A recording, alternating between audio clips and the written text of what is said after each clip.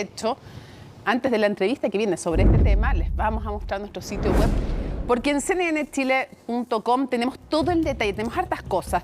Los podcasts que dan cuenta del proceso anterior, por ejemplo, tenemos también norma a norma, que es lo que se ha ido votando, y en esta ocasión vamos siguiendo también el Pleno, porque una cosa es lo que votaron las comisiones y normalmente en todo caso es un buen anticipo, pero no necesariamente de lo que vota el Pleno. En este caso, toda la polémica por la aprobación de esta norma que dice ahora que se protege la vida de quien está por nacer. Ustedes dirán, ¿y qué cambio hay? Bueno, que en la actual Constitución dice que se protege la vida de él que está por nacer. Así es que justamente tenemos con quién conversar este tema. Es la presidenta de Evópoli y la única consejera además que hay de ese partido en este proceso constituyente, Gloria Hood. Muchísimas gracias por acompañarnos.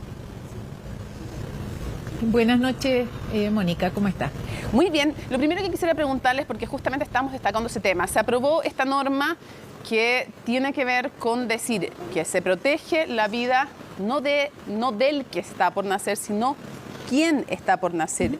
Y en las mismas palabras de los consejeros republicanos destacaban que esto es para enfatizar que se trata de una persona.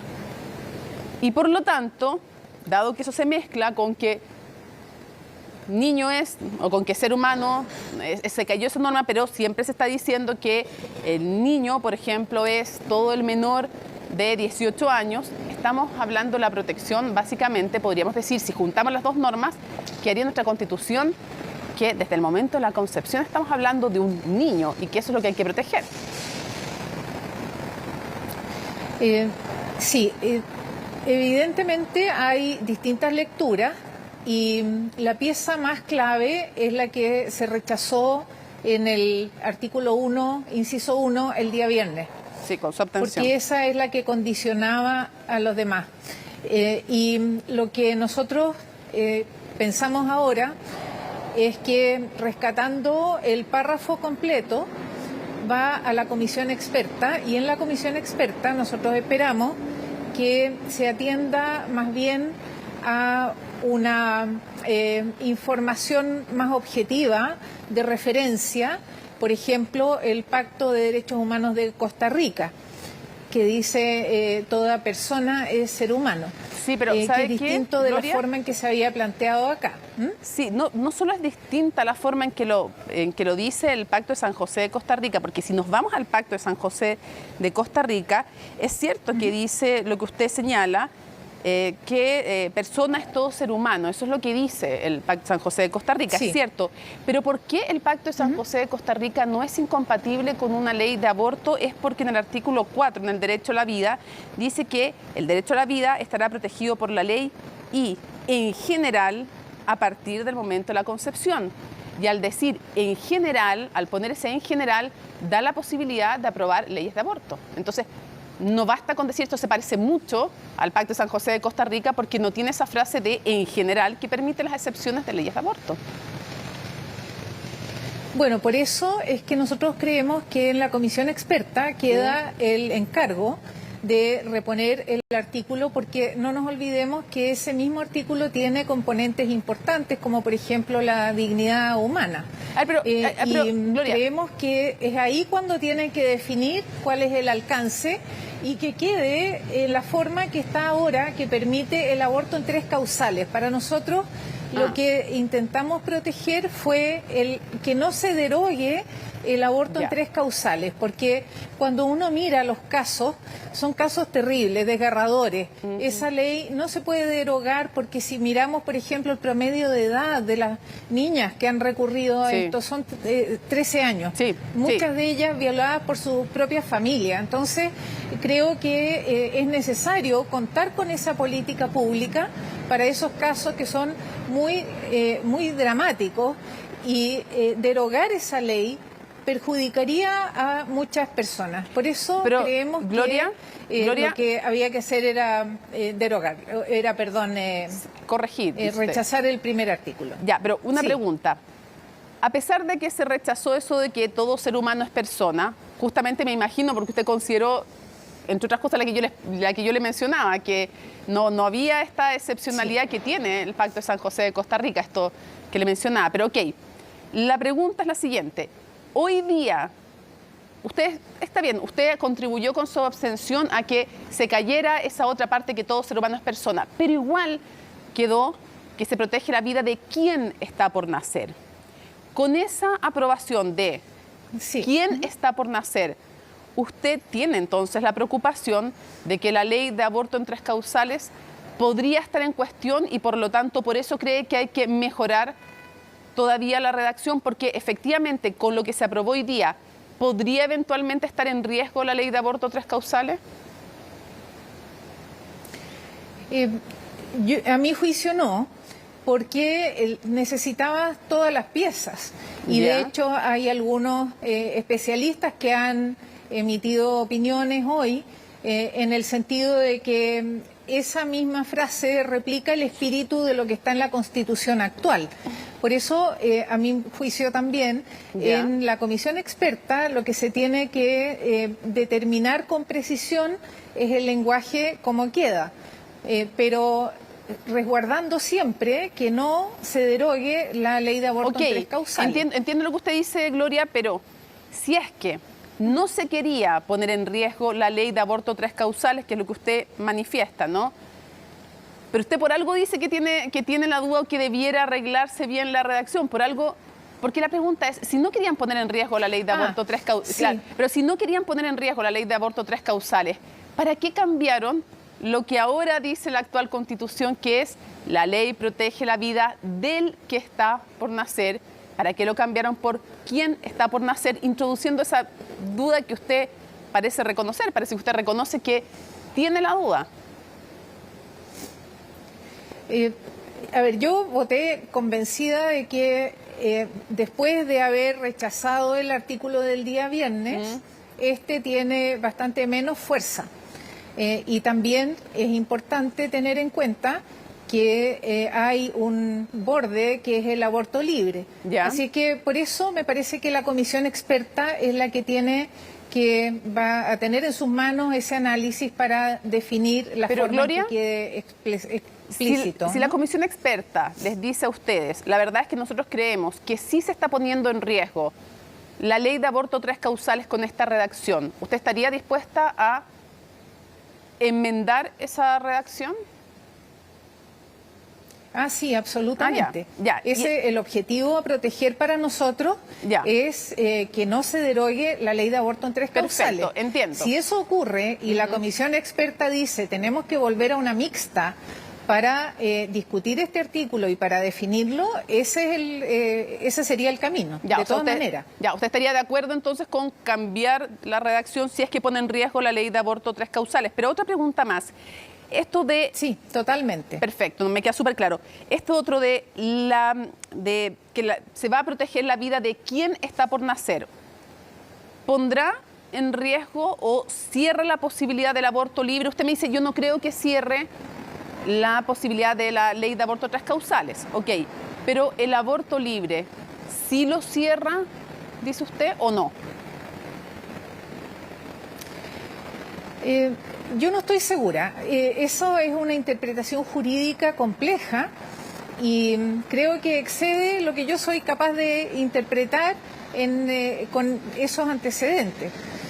Espero que esta discusión decante, como digo, en el objetivo central para nosotros, que es que no se retroceda, no se derogue lo que ya está aprobado.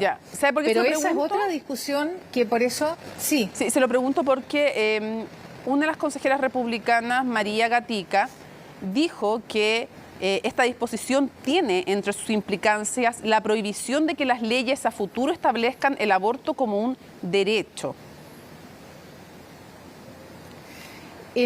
Si uno mira, todas las intervenciones de republicanos eran muy claras en esa dirección, en el sentido de incluso derogar el aborto en 3 causales. Sí, pues. Entonces... yo entiendo que esa es la postura que ellos tienen, pero no necesariamente es lo que finalmente debería ocurrir con la forma en que están definidos los artículos. ¿Y no será que en el fondo ustedes en Chile Vamos están votando todo en conjunto con los republicanos, o en este caso están votando esta enmienda por temor a que por la derecha en el fondo los sobrepasen los republicanos y les quiten el electorado? Honestamente se lo pregunto. ¿Cuánto tiene que ver con convicciones y cuánto tiene que ver con que en el fondo les pueden estar copando republicanos? Yo aquí puedo dar fe de mí y de mi bancada. ¿Ya? Y hemos definido todas las votaciones y puedes ver las votaciones que no son todas en bloque, en conciencia, totalmente por convicción. Hoy día, por ejemplo, yo misma me opuse a la objeción de conciencia institucional, Sí. que me parece que no es una buena medida jurídica y que puede distorsionar muy gravemente las decisiones dentro del comportamiento social. ¿Usted se Creo que opuso o se abstuvo? eso marca que tenemos diferencia. ¿Usted opuso o se abstuvo? Yo creía que se había abstenido.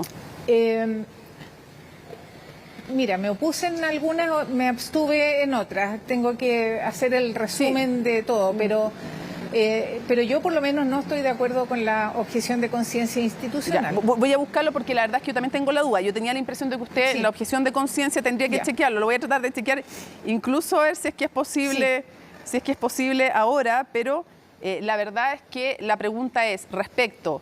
Vamos a chequear, le voy a pedir a mi equipo arriba si puede chequear. Hay dos cuentas que son bien importantes en eso. Una es el VAR constitucional y también está la de Danilo Herrera, que me gusta siempre recomendarla, y que nos pueden dar cuenta de cómo votó Gloria Hood del tema de la objeción de conciencia.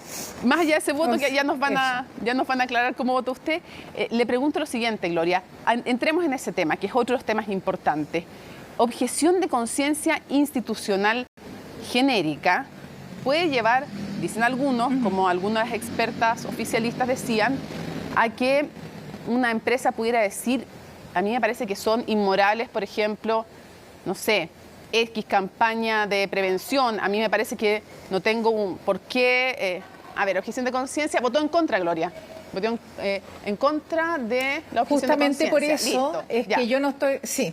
Ya, súper, porque espera un segundito, estoy justamente por ahí eso. Está, quiero mostrarle a la gente, Gloria, para que quede súper claro, porque yo tenía la idea que usted se había abstenido, pero quiero ser súper clara. No. Gloria Hood votó en contra, no se abstuvo, votó en contra, ella tenía razón y no yo. Ahí le dejamos harto tiempo en pantalla para que quede súper claro, Gloria. Ya, usted tenía la razón. Entonces la pregunta es profundicemos, porque ¿a qué nos podría llevar una objeción de conciencia institucional? Algunos dicen a que, por ejemplo, algunos dijeran, nosotros no... Como colegio, nosotros no aplicamos, no sé, educación sexual.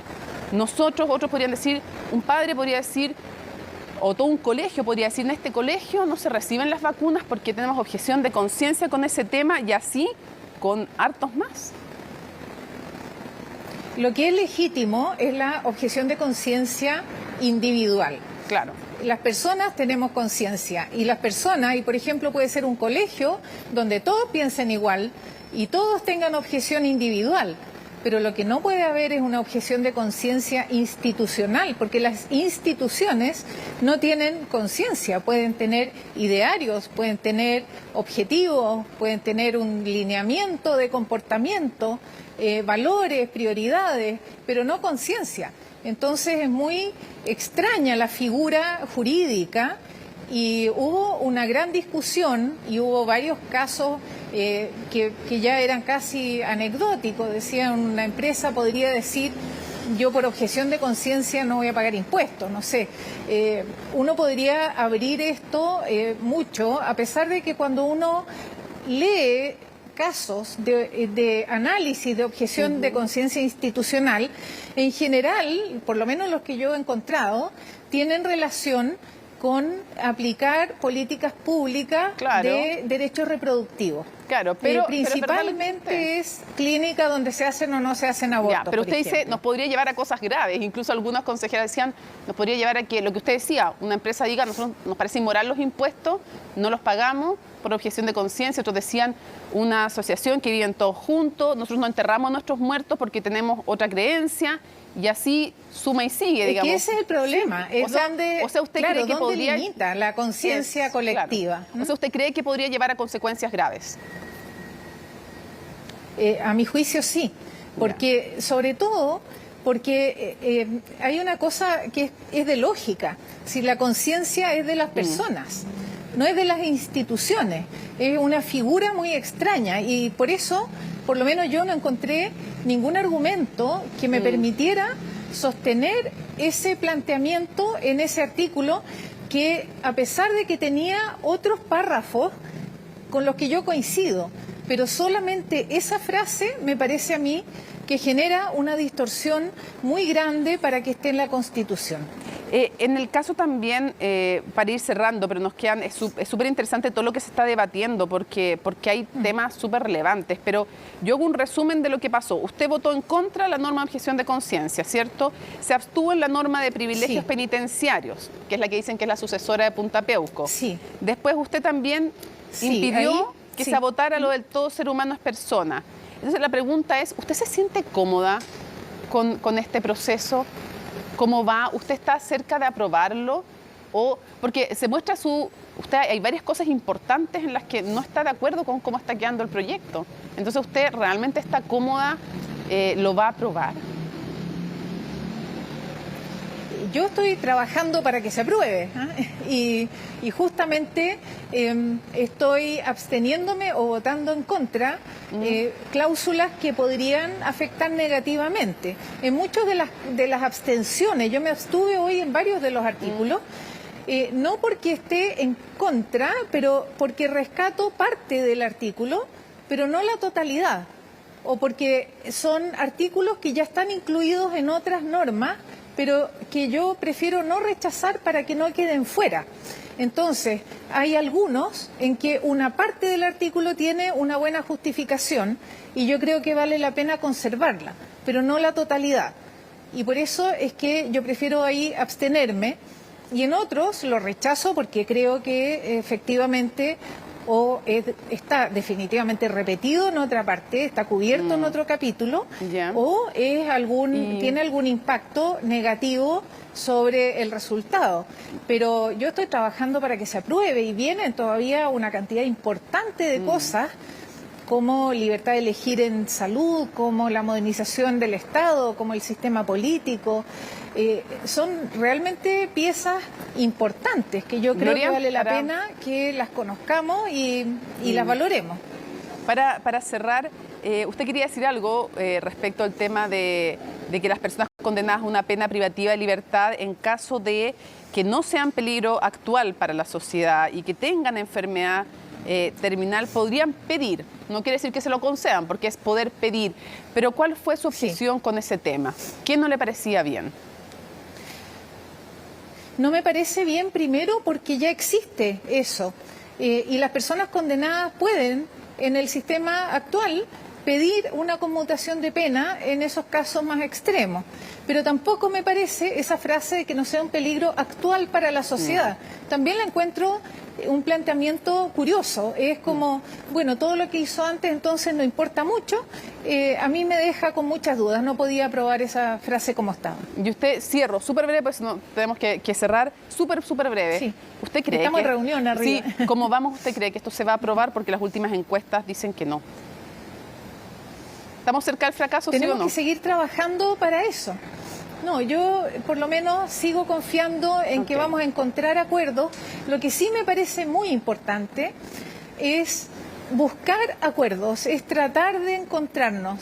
Hoy el ambiente estuvo crispado, hoy los discursos estuvieron muy radicales y creo que falta todavía bajar un poco ese tono que venía bien en las comisiones y me parece que es el momento de buscar los puntos de encuentro. Hay muchos y posibles, pero se necesita mucho esfuerzo personal, además, de crear los puentes, de abrir las conversaciones.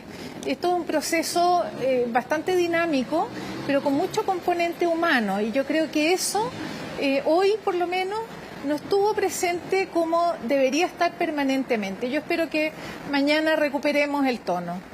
Gloria Hood, muchísimas gracias por habernos acompañado en CNN Prime. Seguimos atentamente este proceso. Muchas gracias. Buenas noches.